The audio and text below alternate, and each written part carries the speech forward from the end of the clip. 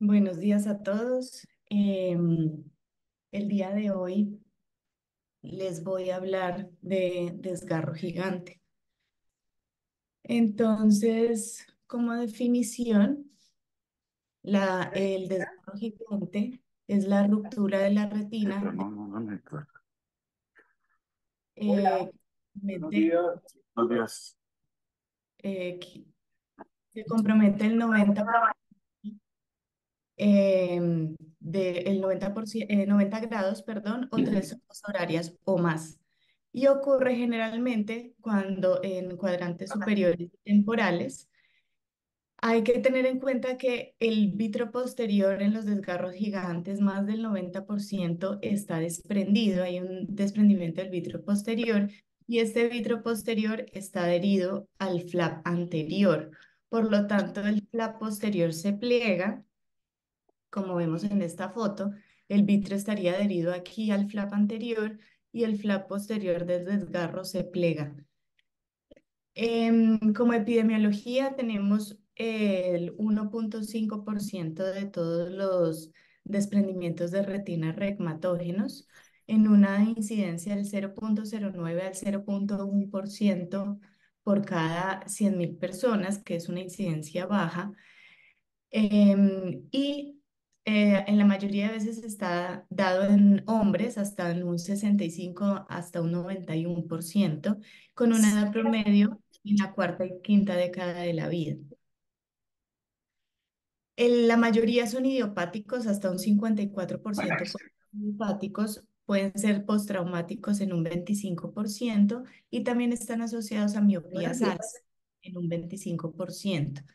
Estas miopías altas generalmente son miopías que son mayores de 6 dioptrías y el 14% son secundarios a condiciones sistémicas como síndrome de Marfan y síndrome de Stickler, que son síndromes que tienen algún daño en el colágeno. Y los desgarros gigantes hay que tener en cuenta de revisar el ojo contralateral porque tienen un riesgo de un 3,2 a 6% de presentarse en el ojo contralateral. Acá vemos una fotografía de un ojo. Este es el polo posterior y la mayoría, hasta en un 82%, se encuentran anterior al polo posterior, al ecuador, perdón, anterior al ecuador, y un 15% se encuentran posterior al ecuador. Como ya lo había dicho, son idiopáticos en la mayoría. Cuando son traumáticos están localizados más en los cuadrantes superonasal e inferotemporal. Y cuando son iatrogénicos, generalmente son asociados a cirugía de catarata, cirugías vitrorretinales, en retinopexia neumática y en proliferación vitreoretiniana cuando se hacen retinectomías relajantes. La clasificación, hay tres clasificaciones de Shippens, de Scott y Dee según la extensión. La clasificación de Scott y colaboradores lo clasifican según su localización. Está localizado ecuatorial, se puede localizar ecuatorial, que es casi en el 60% de los pacientes, o sea, la mayoría son ecuatoriales. Pueden estar ecuatoriales con extensión hacia el polo posterior o en la hora serrata, que son menos comunes. Según la clasificación de Shippen, este lo clasifica según su etiología en idiopática, en traumática y alrededor del margen de una corioretinitis degenerativa en donde la retina queda más delgada y queda más frágil. Y según su extensión, desde 90 grados hasta 100, hasta 360 grados se puede dar este desgarro y según la extensión en zonas horarias puede ser de 3 a 11 zonas horarias. Entonces, la patogénesis quería recordarles en dónde se inserta el vitrio. Entonces, el vitrio está adherido, perdón, a la retina, en el nervio óptico, en la mácula y en las arcadas vasculares. Y ahorita lo que nos interesa es la adhesión en la base del vitrio. La base del vitrio tiene una adhesión muy fuerte que va entre la hora serrata y la retina anterior. esta adhesión es bastante fuerte y esto es lo que nos va a dar esta tracción que ya vamos a mirar ahora, es lo que nos va a dar los desgarros gigantes. Entonces, el vitrio cuando tiene una licuefacción central con condensaciones periféricas, produce tracciones que se ven clínicamente como esta zona que están acá demarcadas con las líneas blancas, que son los blancos sin presión. Estos blancos sin presión son zonas de tracción de la base vítrea que em, se produce la contracción, inicialmente se produce una licuefacción del víscero central, pero con una condensación del gel cortical, lo que hace que se produzca una tracción y puede generar un desgarro en la retina, que puede ser en forma de cremallera o puede ser en coalescencia de múltiples desgarros. A mayor tamaño del desgarro, mayor riesgo de proliferación vitreoretiniana. Entonces acá podemos ver en este esquema que hay un desprendimiento del vítreo posterior. Este vítreo central se produce licuefacción y se produce una condensación de la base vítrea. Como la base vítrea tiene, pues está adherida o sea, a la retina y a la base vítrea, entonces esta atracción hace que se desgarre la retina y como el vitrio está licuefacto en la parte central, se va por detrás del agujero produciendo el desprendimiento de retina y como ya les había mencionado, el vitrio está adherido a la porción anterior del flap, entonces el flap posterior tiende a plegarse. Siempre en clínica, el 100% de los desgarros gigantes van a tener esto, que es el signo de polvo de tabaco de Shepard. Entonces es importante, pues, antes de entrar a mirar el fondo de ojo, al mirar la parte anterior, ver el vitro anterior. El desprendimiento del borde anterior del epitelio de la pars plana, el desprendimiento del borde anterior y del epitelio de la pars plana, que es en un 82%, puede generar desprendimientos del cuerpo ciliar. Este desprendimiento del cuerpo ciliar puede generar hipotonía y un desprendimiento coroideo secundario. Esto es importante en el momento de hacer la cirugía, identificar si el paciente tiene desprendimiento coroideo, porque en el momento de poner la infusión tenemos que estar, antes de abrir la infusión, estar pendientes que no estemos dentro de un desprendimiento coroideo para que no empeoremos este cuadro clínico. La evolución natural del desgarro gigante, si no se hace nada, entonces hay una gran exposición del epitelio pigmentario de la retina, por lo tanto hay un riesgo hasta un 80% de generar proliferación vitreoretiniana. Este desgarro o este flap se produce un enrollamiento y una contracción que puede ser de 12 a 24 horas y este enrollamiento y esta contracción va incrementando poco a poco el tamaño del desgarro y del desprendimiento de retina. El desprendimiento de retina en estos desgarros se produce muy rápidamente y sin tratamiento se puede producir un desprendimiento de retina total que puede llevar al paciente a tisis bulbi en meses. Los factores de riesgo son el trauma. Entonces, el trauma en adultos puede ser hasta un 16,1%. En niños puede darse hasta un 32%. Y esto es predictor, pues, de peor agudeza visual. Puede ser en o sea, el desgarro gigante puede ser inmediato al trauma, puede ser hasta el primer año posterior al trauma. Y la fisiopatología es que con el golpe hay una deformación del globo ocular por un impacto a alta velocidad en donde se disminuye el diámetro antero posterior y aumenta súbitamente el perímetro de la obra serrata, que se puede expandir hasta un 128% en un tiempo de 0,4 milisegundos. Por lo tanto, se produce una expansión súbita y abrupta de la obra serrata y es más frecuente que se dé estos desgarros inferotemporales porque es el cuadrante que está más expuesto a los traumas y el superonasal porque es el cuadrante opuesto a este donde están las fuerzas de contracción. La cirugía es otro factor de riesgo en donde la cirugía de la catarata puede inducir estos desgarros gigantes, generalmente cuando hay luxación de fragmentos y se hacen maniobras de rescate con la pieza de Faco, lo que hace que se produzca una tracción vítrea en la base vítrea y se pueda producir estos desgarros gigantes. La faquia y la pseudofaquia también puede producir desgarros gigantes, no es tan frecuente y esta generalmente se da por inducción de desprendimiento de vitro posterior y un desplazamiento anterior del vitro. Y en las vitrectomías posteriores generalmente se pueden producir estos desgarros gigantes secundarios a una encarcelación del vitro en las esclerotomías, por lo cual es importante limpiar las esclerotomías pues antes de terminar la cirugía. Otros factores de riesgo son la miopía.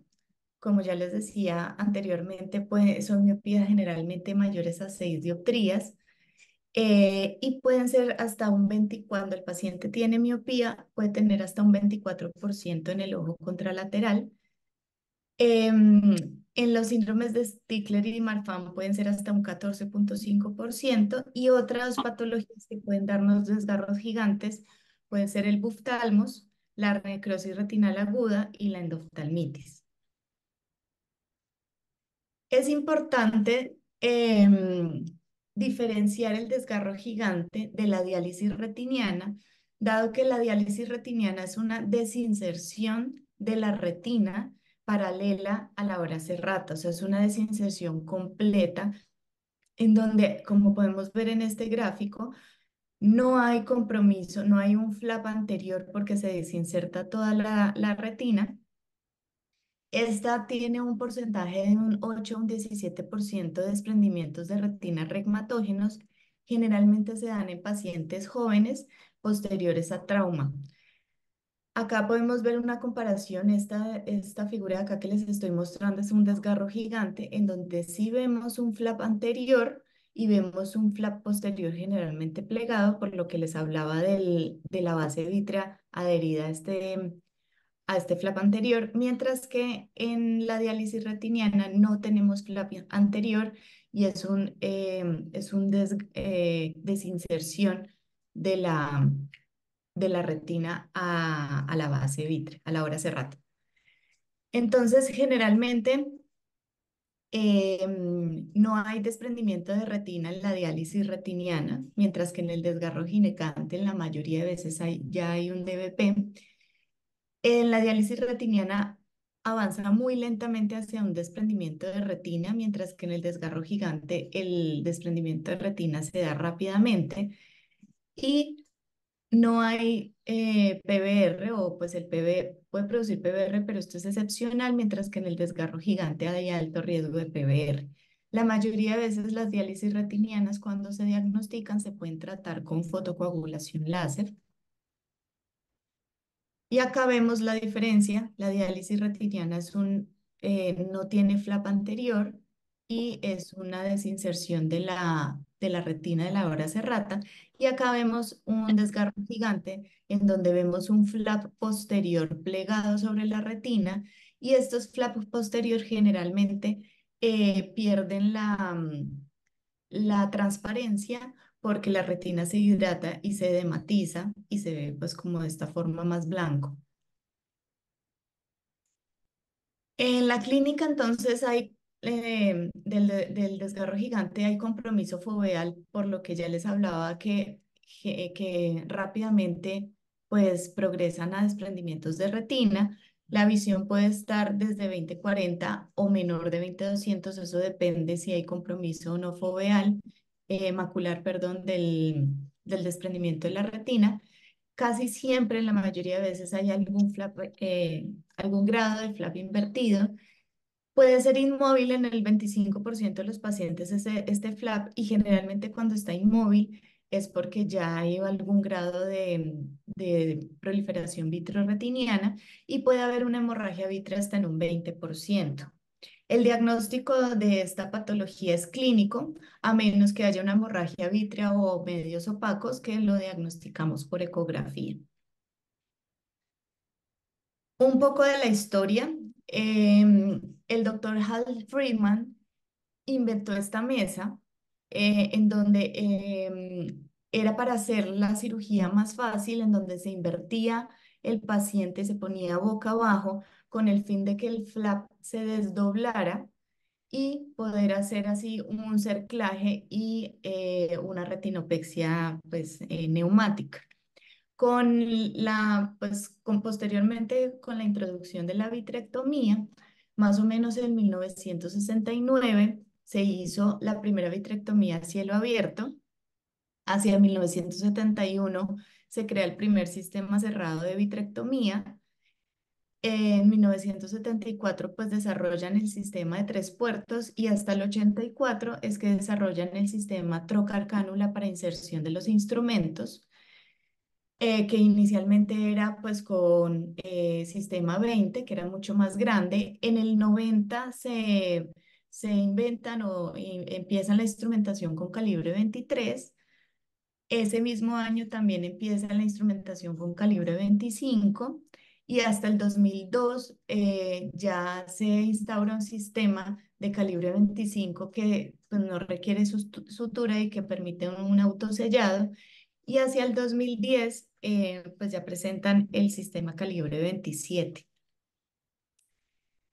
Importante en la historia pues, de la vitrectomía y de los avances de la cirugía es mencionar el perfluorocarbono y el silicón.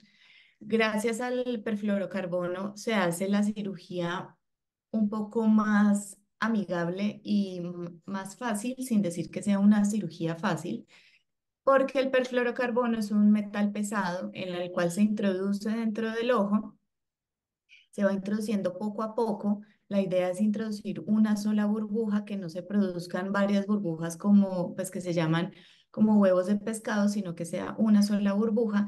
Y esta burbuja que se introduce va desplegando este flap que está invertido hasta que podamos llevar la burbuja hasta arriba y desplegar completamente la retina. Y otra de los inventos que nos da un muy buen pronóstico posterior a la cirugía es el invento del silicón, que el silicón es un taponador que se deja, pues que nos permite dejar más tiempo que el gas. Por lo tanto, hay mayores tasas de éxito con este medicamento, perdón, con este procedimiento.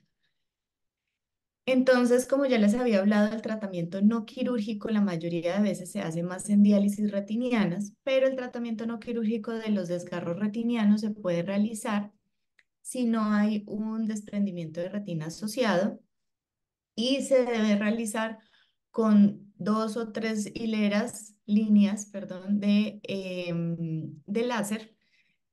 Hay la controversia entre si hacerlo solamente las líneas de láser solamente donde está el desgarro o hacerlo en 360 grados.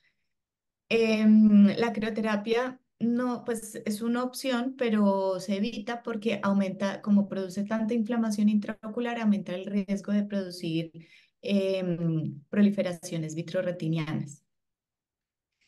Y el tratamiento quirúrgico, entonces, idealmente hacerlo con banda escleral. La banda escleral contrarresta la tracción de la base del vitrio y las fuerzas tangenciales, sobre todo contrarrestándolo en el lado opuesto a donde está el desgarro, para evitar que el desgarro se siga propagando y para evitar tracciones en este lado de la retina. Y no se usa, pues no se recomienda como tratamiento único, sino como coayudante de la vitrectomía.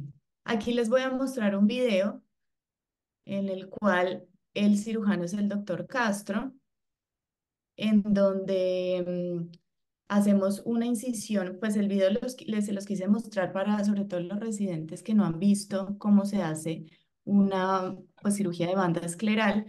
Entonces se hacen incisiones inicialmente conjuntivales a las 3 y a las 9 y se realiza una peritomía en 360 grados. Acá les muestro dónde se ponen las incisiones. Se hace la peritomía en 360 grados alrededor del limbo. Luego se hace el retiro del atenón en 4 cuadrantes hasta dejar la esclera completamente despejada. Acá podemos ver cuando la esclera está completamente despejada, pues quiere decir que está adecuadamente hecho pues, el retiro del atenón. Y ya para la inserción de los reparos se hace por detrás de la inserción del músculo, irse inmediatamente por detrás de la inserción del músculo para hacer los reparos de los rectos, de los rectos en 4 cuadrantes. Y siempre cuando se hace el reparo de los rectos hay que retirar esta tenon sobrante con el fin de evitar que se nos, se va a pasar la banda escleral posterior, entonces para evitar que haya algún pues encarcelamiento o algo de la tenon. Y acá podemos ver más fácilmente, aquí está la inserción del recto, entonces idealmente pasar el reparo justo por detrás de la inserción del recto y quitar toda esta parte de la tenón sobrante.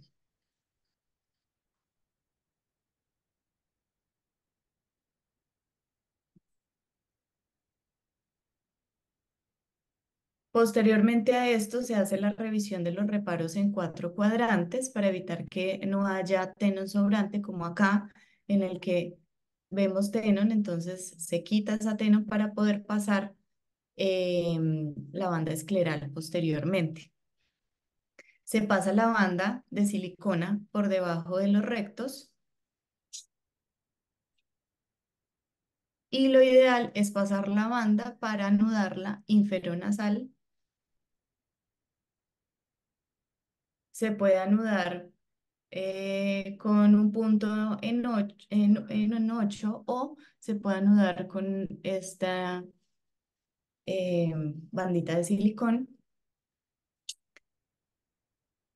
Y para el reparo, ya para fijar la banda, entonces la fijación de la banda se debe medir desde el borde posterior de la inserción de los rectos, se mide un ancho de banda, se pasa un punto epiescleral vertical con mercilene de aproximadamente 3 milímetros, en el cual el punto epiescleral debe ser 2/3 de espesor completo y debe medir aproximadamente 3 milímetros con el fin de que la banda normalmente mide 2,5, con el fin de que el punto quede un poquito más grande que la banda.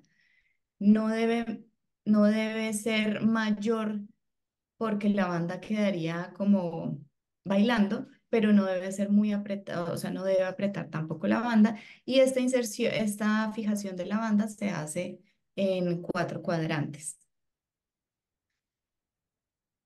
Lo voy a adelantar un poquito.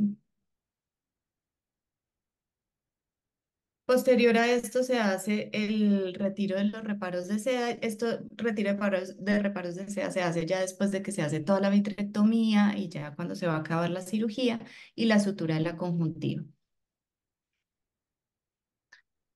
Entonces, las ventajas de la banda escleral es que fortalece la base del vítreo en la retina que no está desgarrada y reduce el riesgo de la progresión del desgarro. Y las desventajas puede haber deslizamiento de la retina posterior, pues más trauma en la cirugía y tiempo quirúrgico, pero pues realmente esto no es una desventaja para no pensar en hacer una banda escleral. La vitrectomía entonces se hace con el fin de eliminar esta base del vitrio y disminuir el riesgo de desprendimiento. Y el éxito de la cirugía de la vitrectomía depende de la adecuada visualización y remoción de la base del vitrio. Esto es lo más importante para proteger la retina que no está desgarrada y para evitar que se produzcan se redesprenda o se aumente el desgarro gigante. Acá les traigo unos estudios. Estos son unos estudios que comparan vitrectomía sola con vitrectomía con banda escleral. Este es un estudio multicéntrico retrospectivo que se hizo desde el 2008 hasta el 2020. Se realizó en 7 instituciones de América, Europa y Asia, en donde se cogieron dos grupos. Un grupo fue la vitrectomía posterior sola, que fueron 101 pacientes, y el otro grupo fue la vitrectomía posterior más la banda escleral, que fueron 99 pacientes. De estos, se midió el éxito de la cirugía a 6 meses y a un año, y se vio que el éxito de la cirugía en los dos grupos fue muy similares. Vitrectomía posterior sola en 6 meses fue un éxito de 82,2 y a un año 72,2, y vitrectomía con banda escleral 87,9 y 85,7. La causa más común de redesprendimiento en los dos grupos fue la proliferación vitrorretiniana en el grupo de solo vitrectomía 70,4 y en el grupo de vitrectomía más banda escleral 93,8, y las complicaciones en los dos grupos fueron iguales, que fue catarata, en los que no se les pues, hizo extracción de la facomulsificación, membrana epirretiniana e hipertensión ocular. Por lo tanto, la conclusión del estudio es que en adultos no hay diferencias significativas en hacer vitrectomía sola o vitrectomía posterior con banda, pero en niños sí se vio mejores resultados para el éxito de la cirugía. Lo que hablaban del estudio es que probablemente en niños sí hubo mejor éxito de la cirugía, porque en niños se les conservó el cristalino. Entonces la banda escleral ayuda en la cirugía a hacer un mejor pelamiento del vítreo y ayuda a evitar estas tracciones en estos pacientes. Y este otro estudio es una revisión sistemática de la literatura en donde se escogieron 5.139 estudios, y a pesar de que ellos hablaban de que era una estrategia de búsqueda muy sensible, solo se identificaron dos resúmenes que podían ser incluidos en el estudio. O sea, fueron solamente dos artículos que se incluyeron en el estudio, y con estos dos artículos pues se vio que no hay una diferencia significativa entre la vitrectomía posterior o la vitrectomía posterior más la banda escleral. En el manejo del cristalino, entonces, idealmente dejar el cristalino pues hablaban que en menores de 50 años, cuando el cristalino es transparente, y en niños, y extracción de cristalinas mayores de 50 años y cuando el paciente tiene catarata. Y la técnica puede ser por facomulsificación, lesectomía o extracapsular. Las ventajas de quitar el cristalino es que tenemos una mejor visualización para hacer la vitrectomía, y además nos permite una adecuada disección de la base del vítreo y la fotocoagulación de la retina periférica. Em, la remoción de la catarata después de una vitrectomía se puede realizar. Decían en la literatura que es más difícil porque la cámara anterior es más profunda, hay aumento en la movilidad del iris y de la cápsula posterior, y hay mayor riesgo de ruptura de cápsula posterior. Entonces, el manejo del flap con el perfluorocarbono depende de si hay proliferación vitrorretiniana o no la hay. Entonces, si no hay proliferación vitrorretiniana, como les mostraba ahorita, se pone el perfluorocarbono despacio, controlado, que no se formen estas burbujas en forma de huevos de pescado, que sea una sola burbuja, y se va desplazando poco a poco la retina hasta llegar puede ser, hasta llegar al borde del desgarro, para poder estabilizar la retina y terminar de hacer la vitrectomía. Acá les traigo un video en el cual podemos ver que se está haciendo la vitrectomía inicial. Hay que hacer la vitrectomía, hay que retirar pues como este flap anterior. em, y posteriormente a esto, que se quita el vitrio y se hace una adecuada vitrectomía, se empieza a, eh, a poner el perfluorocarbono. Este nos permite estabilizar la retina que está desprendida y terminar después de hacer la vitrectomía completa. Y este otro, cuando hay proliferación vitreoretiniana, entonces el perfluorocarbono se pone o se sube hasta el nivel donde están las membranas. Ahí en el nivel donde están las membranas, la idea es retirar primero las membranas y posteriormente a que se hace el retiro de las membranas completas, ahí sí ya subir el resto del nivel del perfluorocarbono. Entonces acá también les traigo un video. Esto es un pues desprendimiento de retina pues que tiene ya PBR, que tiene un desgarro gigante en donde el cirujano pone el perfluorocarbono hasta donde están las membranas. Se evidencia que anterior pues no hay membranas y se evidencia que las membranas están más de la retina, en donde pues, se quitan estas membranas que están posteriores a la retina. Acá ahí se retira la primera membrana y en este paso se hace el retiro de la segunda membrana, lo que está produciendo esta contracción tan fuerte de la retina.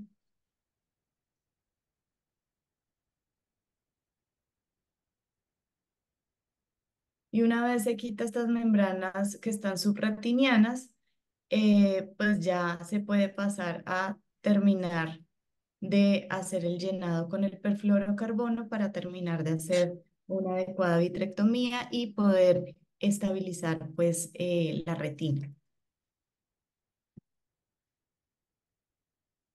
Bueno, em, como les hablaba ahora, pues es controvertido el ponerle el láser.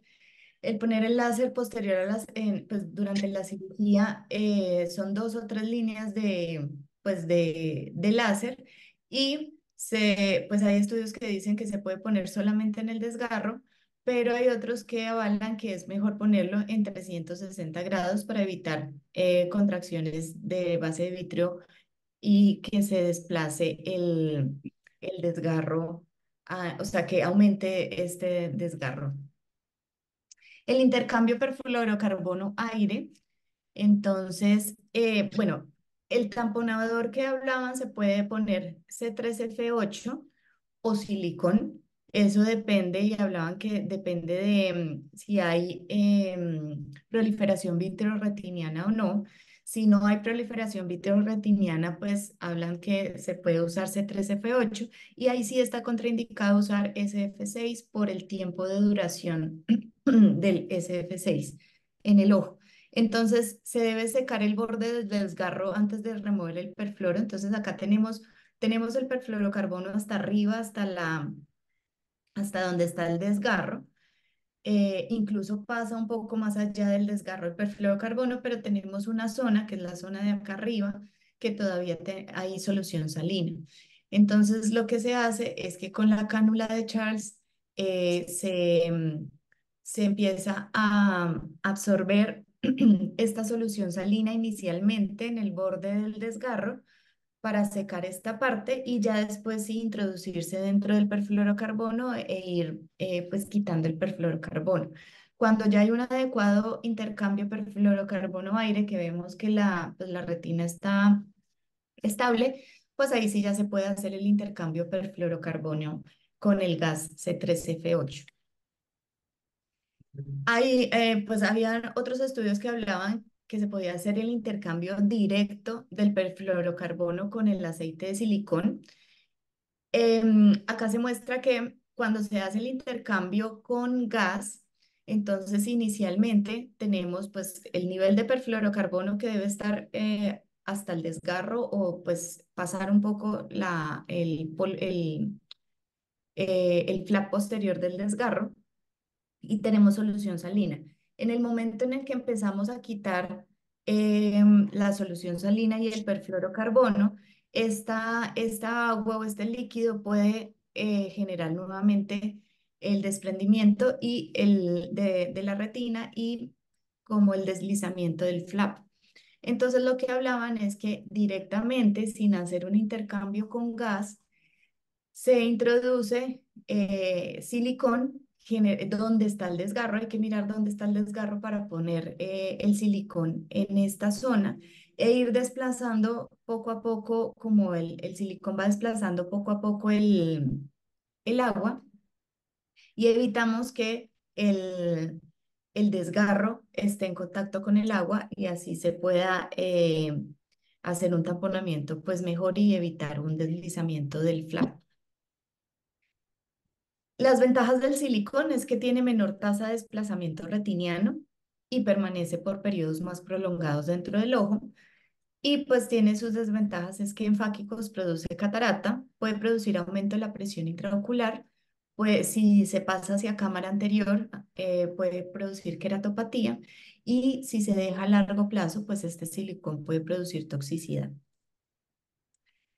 Estos tres estudios mostraron unos resultados visuales comparando silicón, pacientes que se les aplicó, que se les puso silicón o pacientes que se les puso gas C3F8, en donde en los dos grupos se vio que la tasa de reaplicación primaria fue muy buena, del 89 al 100%, y los tres estudios concluyeron que no hay una evidencia, no hay una diferencia en la tasa de éxito entre el silicón y el gas. Entonces, sin embargo, en estos tres estudios vi que no se incluyeron pacientes que tenían proliferación vitrorretinana asociada al desprendimiento de retina. Entonces, ahí creo yo que hay un sesgo porque hay que mirar también con estos pacientes cómo se comporta el gas versus el silicón. Y el perfluorocarbono también pues en este estudio se evidenció que se pone el perfluorocarbono y se deja el perfluorocarbono durante 5 días y posteriormente se vuelve a reintervenir al paciente para el retiro del perfluorocarbono. El perfluorocarbono se dejaba hasta más arriba del borde, o sea, hasta el flap anterior del desgarro y se vio que tenía menor tasa de desplazamiento retiniana. Es especialmente útil pues cuando hay desgarros gigantes inferiores. La posición para el paciente es más cómoda porque no tiene que estar boca abajo y pues hablaban que reducía el tiempo operatorio. Y para ya, pues para ir terminando, el manejo del ojo contralateral es muy importante porque ya les había contado que tiene una incidencia hasta el 14% de desgarros gigantes en el ojo contralateral, generalmente en pacientes con miopías mayores a 6 dioptrías y tiene alto riesgo en miopías altas o en pacientes que tengan áreas de blanco sin presión con condensaciones vitreas aumentadas y en pacientes con síndrome de Stickler. Entonces, recomiendan que el tratamiento profiláctico en el ojo contralateral con fotocoagulación láser se haga en 360 grados en pacientes con síndrome de Stickler porque tienen mucho más riesgo de presentar un desgarro gigante. Pero en pacientes que no tengan este tipo de enfermedad, pues la idea es hacer profilaxis solamente si hay lesiones predisponentes. En este estudio se evidenció, pues se cogieron dos grupos, es un estudio retrospectivo en donde se cogieron 129 pacientes que fueron intervenidos quirúrgicamente con desprendimiento de retina secundario a desgarro gigante en un grupo Se hizo observación y en el otro grupo se le realizó láser 360 en el ojo contralateral. Y lo que se vio es que los pacientes que tenían de observación, que no se les hizo fotocoagulación láser en el ojo contralateral, eh, hasta el 43,1% se les desprendió la retina en el ojo contralateral y en los pacientes que se les hizo profilaxis, pues se les desprendió en un 17,6%, por lo cual este estudio indica que sí hay una diferencia significativa y recomienda la profilaxis en 360 en el ojo contralateral. Sin embargo, en este estudio, también es un estudio retrospectivo de 160 pacientes, en donde se cogió también dos grupos, un grupo de observación que fueron 62 ojos y un grupo de intervención que fueron 98 ojos, en los cuales se vio que no hay diferencia significativa y que el láser en 360 no disminuye la incidencia de de desprendimiento de retina en el ojo contralateral que hayan tenido un desprendimiento de retina secundario, un desgarro gigante.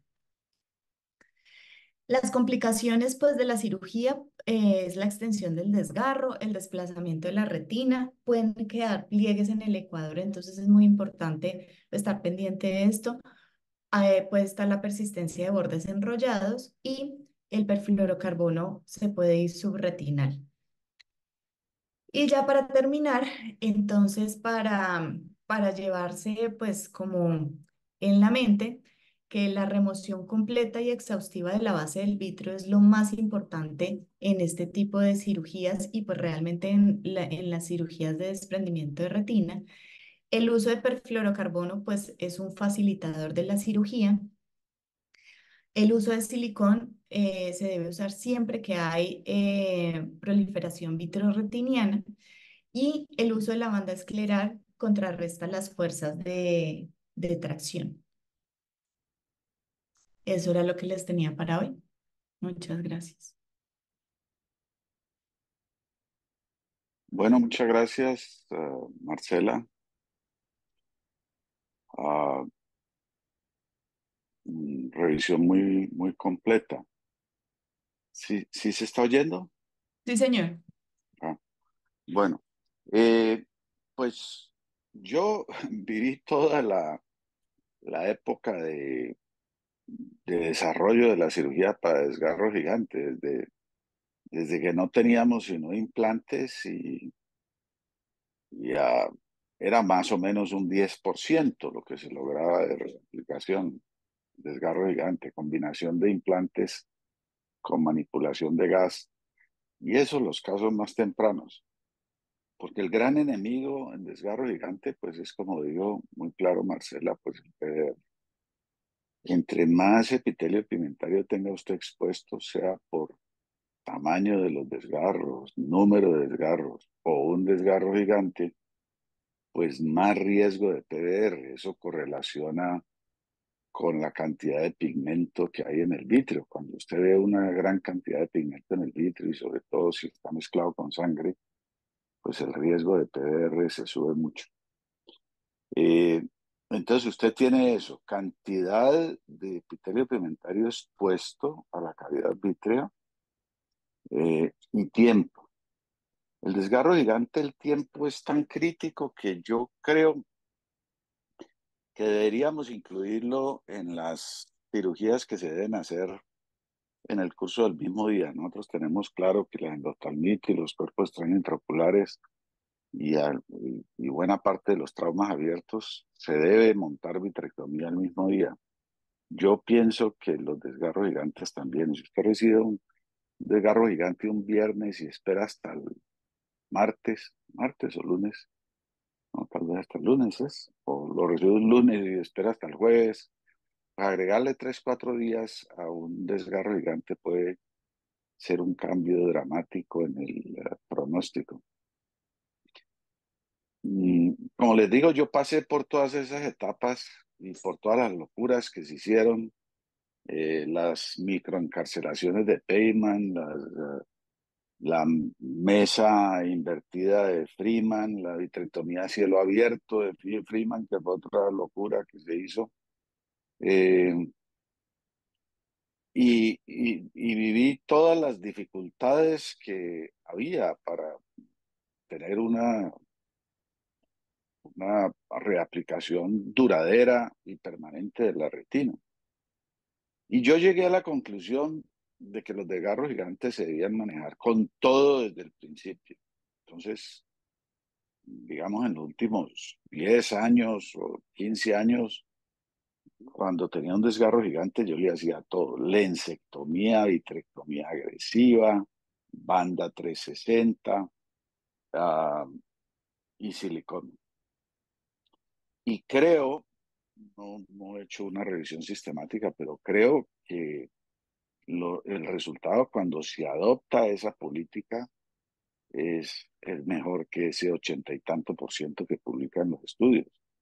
80 y tanto a mí no me parece pues muy satisfactorio, ¿no? Nosotros en el estudio de DR, pues en la última vez que recopilamos datos, el estudio prospectivo íbamos en 95 con una cirugía, ¿no? Y yo creo que sacar adelante un desgarro con una cirugía implica ser muy agresivo. Desde luego que está después el retiro de silicona y la inserción del lente, pero digamos una cirugía retinal en donde no se vuelva a desprender la retina. Tiene la particularidad del desgarro gigante que a veces se le presenta, como mostró Marcela, se le presenta en muy buenas condiciones. O sea, yo he visto pacientes que llegan con 20/20 porque no se ha levantado la mácula. Y simplemente están viendo una sombra aquí al lado de la mácula, pero ven 20/20 y no es fácil pues tomar la decisión. Le voy a hacer lensectomía, vitrectomía, banda, silicón a un paciente de estos. Eh, pero es que si usted coge ese paciente que le llegó 20/20 y le hace una cirugía a medias, la posibilidad de terminar con un PBR y con varias cirugías y eventualmente ojo perdido es muy alta. Un desgarro gigante que le llegue con un PBR severo es muy difícil de tratar. El pelamiento retroretinal se hace, pero ese borde de retina se enrolla y eso es muy difícil de pelar. Entonces uno termina haciendo cauterio al borde de la retina, haciendo retinectomía. Eso pues obviamente alarga la extensión del desgarro, la extensión anteroposterior y la cantidad de vítreo, de epitelio pigmentario expuesto. Entonces, pues yo hace rato que no hago, pero lo último a lo que yo llegué a la conclusión es que uno debía ser muy agresivo en los desgarros gigantes. Yo no sé, eh, los otros, las doctoras que están en la trinchera ahora y que seguramente ven estas patologías, ¿a qué conclusión han llegado? Si se mantienen o si de pronto han aflojado un poco en la agresividad, por ejemplo, no quitar el cristalino si es una persona menor de 50 y, ah, y el cristalino está muy claro, pues de pronto esa puede ser una opción, aunque se compromete la calidad de la vitrectomía que uno hace, sobre todo en la base del vitrio. De pronto no poner banda, ya que hay estudios que muestran que la diferencia no es muy grande. Si los que están en el frente en este momento, qué conducta tienen, qué es lo que más hacen, o también podría considerarse que es ajustable, ¿no? Si no tiene PDR, pues me voy por el menos agresivo. Si tiene PDR, me voy más agresivo. Entonces, a ver si están allí para que opinen. ¿No están? Sí, aquí estamos, aquí estamos. Bueno. Doc, yo sí sigo poniéndoles banda em, a todos y también les hago la insectomía así sean jóvenes. Lo que hago que es de pronto diferente, yo no fui capaz, bueno, solo lo intenté una vez, de hacer el intercambio perfluorosilicón. Es que tiene siempre su tricky y sí me ha pasado varias veces el deslizamiento en el intercambio. Entonces he hecho un par de veces lo de dejar el perfluoro como tamponador. Al comienzo me fue mal, pues porque si no mantiene la posición se va para adelante, se le sube la presión. ¿Qué me pasó con, cómo es que se llama? El del castillo. Bueno, su, bueno, no me acuerdo. Pero ya después lo volví a intentar y realmente me va bien. Pues sí implica una segunda cirugía temprana, pero es una cirugía mucho más rápida y pues me gusta, pero yo creo que si uno hace con cuidado el intercambio en el bordecito sin que se le deslice el borde, pues se podría, pero me ha parecido como tan cómodo dejarles el perfluoro una semana, que es lo que estoy haciendo. Pero sí la insectomía a todos y sí banda a todos.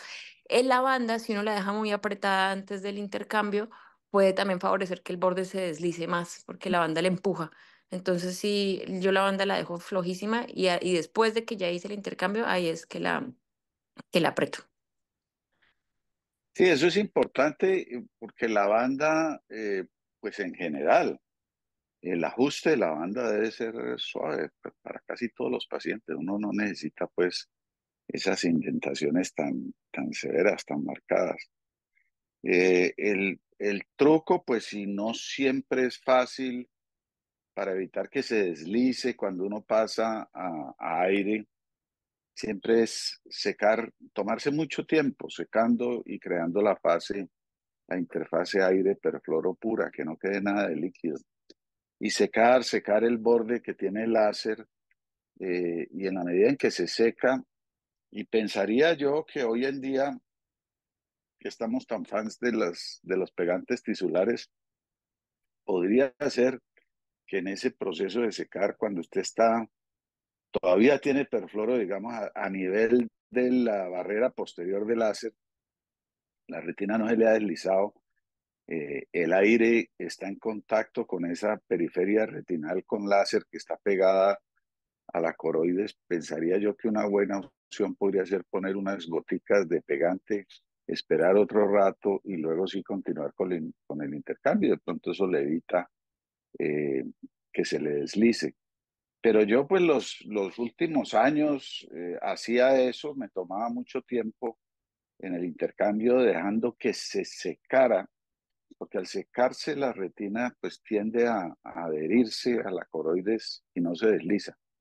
Pero aún si se desliza un poco, no digamos hasta formar un pliegue o levantarse, sino uno ve que se desliza un poquito hacia atrás, al poner el silicón de atrás para adelante, o sea, el silicón va de nervio óptico, vuelve y se desenrolla la retina. Y una maniobra que yo nunca comprobé si servía, pero la sigo haciendo, es decirle al paciente que cuando se acueste, que debe quedar acostado, pues obviamente con el desgarro en la parte más alta, lo haga siempre rotando para que cada que se acueste, el silicón haga ese oficio de desenrollar o aplanchar el desgarro. Entonces, lo haga rotando lentamente, se acuesta boca arriba, primero va rotando hacia el lado contrario y termina del lado donde el desgarro queda en el punto más alto. Y con eso yo logré evitar tener que pasar por dejar perfluoro. Y creo que me funcionaba bien, pero habrá el caso, habrá el caso donde la retina está muy contraída por PBR, en el que de todo modo se desliza y lo que propone Denis, pues y lo han hecho, eso está publicado, de dejar silicón por 5 o 10 días, de perfluoro por 5 o 10 días, mientras ya el láser hace su efecto y se pega, pues es una opción, ¿sí? Es válida. ¿Algún otro comentario? Yo quería hacer una pregunta, doctor. O sea, usted siempre pone silicón, no pone gas.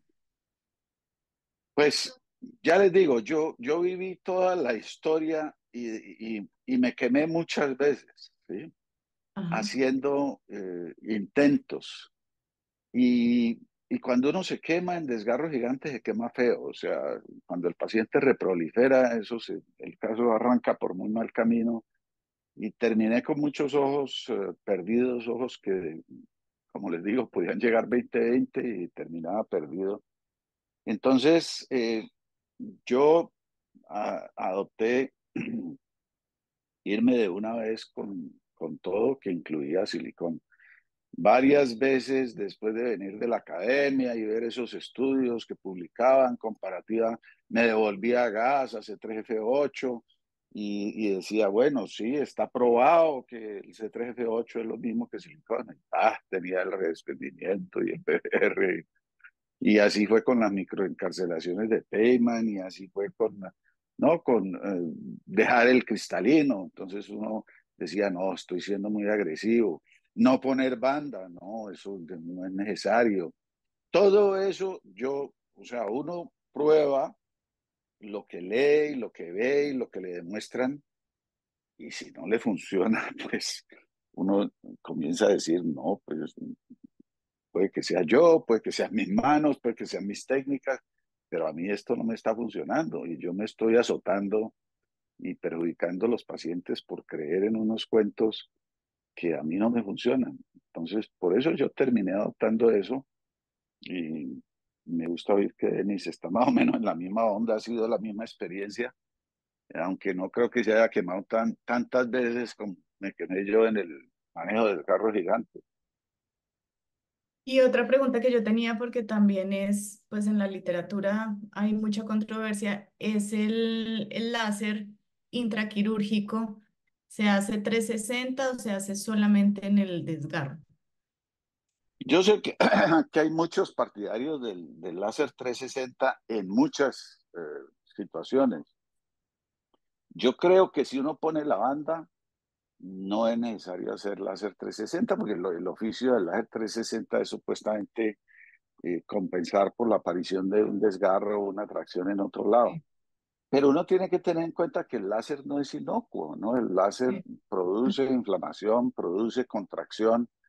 Entonces, yo no he entrado en la onda del láser 360 para nada, en ninguna indicación, ni en miopía, ni en PDR, ni en casos severos.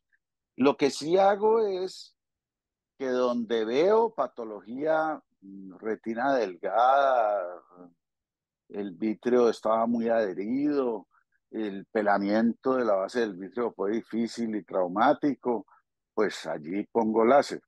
Y a veces termina uno poniendo algo muy parecido al láser 360 porque vio mucha lesión, vio mucha patología, pero que por rutina y porque sí, hacer láser 360 no lo he hecho nunca, pero sé que hay personas que lo hacen y les gusta y se sienten con mucha confianza. Yo creo más en el efecto de la vitrectomía agresiva, la base del vidrio bien pelada, y en el efecto de la banda para compensar tracciones, contracciones de la base del vitrio.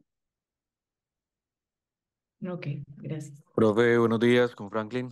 ¿Cómo está? Sí, hola. Doc, una diferencia, veo que utilizó, por ejemplo, en el video banda 240. ¿Alguna diferencia con la 241 o solo por comodidad? Pues no, hay personas que consideran que el ancho de la 241 pues es mejor, creo que son tres y medio, ¿sí?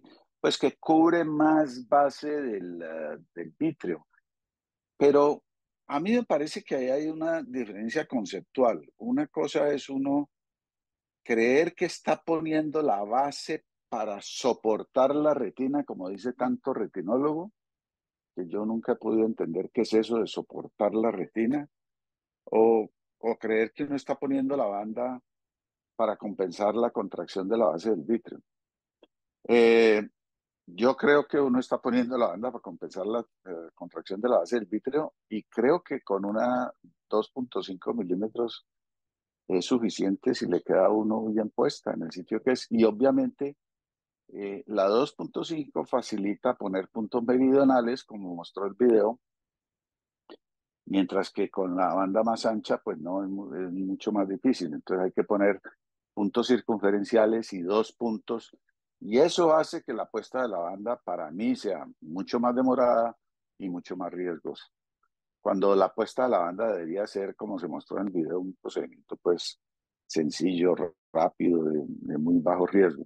Entonces, por eso yo prefiero la 2.5, pero no tengo ningún argumento fuerte para decir 2.5 o 4 es una gran diferencia.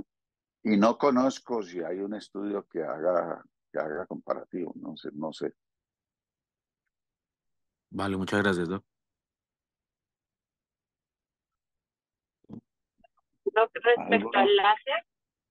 respecto al láser, uno a veces como que, hice láser y es como, ya, me quité todo el peso de encima, es como si un pajazo mental ahí de poner láser.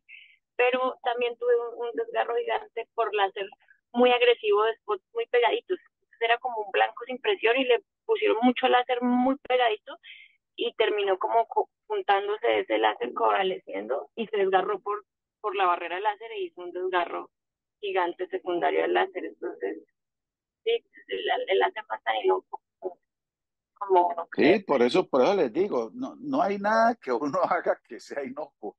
Y el láser, pues en últimas es quemar, es producir una quemadura. Entonces, entre más tratamiento agresivo le haga usted al interior del ojo, pues más aumenta las posibilidades de PBR, de contracción de la limitante. De eso sí hay reportes, pues agujero macular y contracción de la limitante interna después de láser agresivo.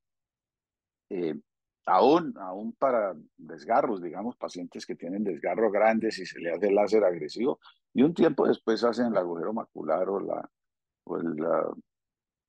el póker macular. El desgarro en el borde posterior de un láser agresivo contigo también es otra complicación que está descrita. Los desprendimientos coroideos asociados al láser 360 agresivo es otra complicación que aparece. Entonces, por eso, pues yo creo que uno todo lo que haga lo debe hacer eh, motivado por una razón, y hacer la regla general es agredir lo menos posible al ojo, ¿sí? O sea, hacerlo estrictamente necesario. Sí, entiendo que la línea no sea clara, pues hasta dónde dice más de lo necesario, pues siempre uno está en ese tire y afloje toda la vida, y a veces puede que se le vaya la mano en hacer cosas, o a veces se queda corto, pero pues en la medida en que uno sigue sus casos y es honesto en la evaluación de los pacientes y busca la verdad, pues va encontrando ese justo medio de qué es lo que mejor le funciona, que no siempre coincide con los estudios. Ustedes saben que los estudios manejan unas variables, pero hay muchas otras que no se manejan. Entonces eso le puede explicar a uno que uno ve que en un estudio dicen, no, pues da lo mismo C3F8 que silicón, y uno se pone a usar C3F8 y se comienza a azotar y a azotar y a tener redesprendimientos, y dice, no, yo definitivamente me quedo con silicón para el PBR, ¿no? Y eso, por ejemplo, ese es un ejemplo en donde yo he oído a muchos cirujanos decir eso, ese cuento del que C3F8 y el silicón eran lo mismo. Pues no me lo creo, y yo uso silicón rutinariamente. ¿Alguna otra pregunta o comentario? Bueno, Doc, yo quería preguntar una cosa. En los casos de PBR severo, que a veces ve uno que el flap pues ya lleva mucho tiempo, el paciente llega uno muy tarde, la retinectomía, digamos, o cómo maneja esos casos, digamos, cuando ya uno no puede despegar el flap porque ya el PBR ha hecho que, pues, que esté muy contraído, ¿cómo hace la retinectomía ahí? O cómo qué manejo le da en esos sí, casos? bueno, uno tiene que aceptar que si le llega un desgarro gigante con PDR severo, está en el campo de la cirugía heroica, ¿no? Y ahí las posibilidades bajan dramáticamente. Yo creo que si usted coge un desgarro gigante temprano, así sean 180, 200 grados, y le hace todo, como he dicho, pues la insectomía, vitrectomía, banda, silicón, está muy cercano al 96, 97% de éxito con una cirugía.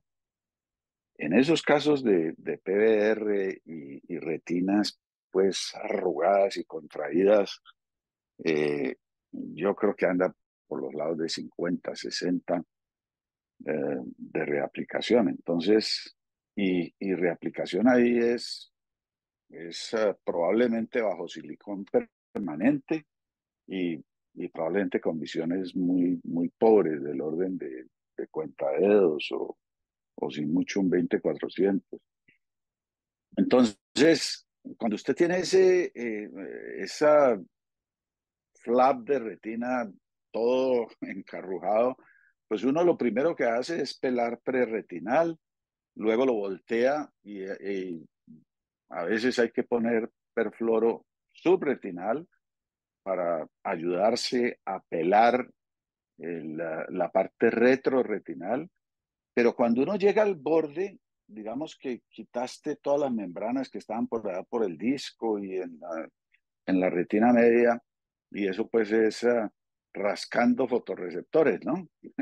Entonces por eso las visiones no son muy buenas, pues usted tiene que agarra esas membranas retroretinales y se trae, ¿qué se trae? Pues se trae toda la retina externa. O comienza con esos ganchos a raspar y a rascar fotorreceptores. Entonces, obviamente, ahí está en un territorio ya de un daño muy severo. Pero entonces llega al borde y no logra uno, porque es muy difícil, aún con dos manos, aún con una luz chandelier, no logra uno liberar ese borde. Entonces lo que hace es cauterio, al rollo donde está enrollada así la retina pues, pegada, la cauteriza y se la come con el vitrectomy, de manera que pueda expandir. Obviamente le queda una retina corta y va a terminar haciendo láser que a veces casi que llega cerca al disco, ¿no? O muy cerca a la mácula.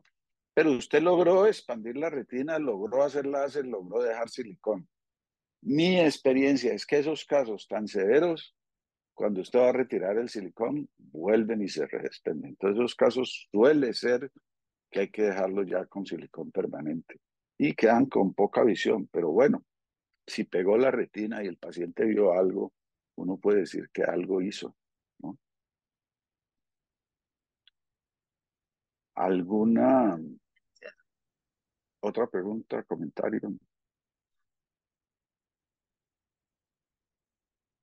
Bueno, muy bien, muchas gracias a todos y nos vemos Gracias, hasta mañana. luego.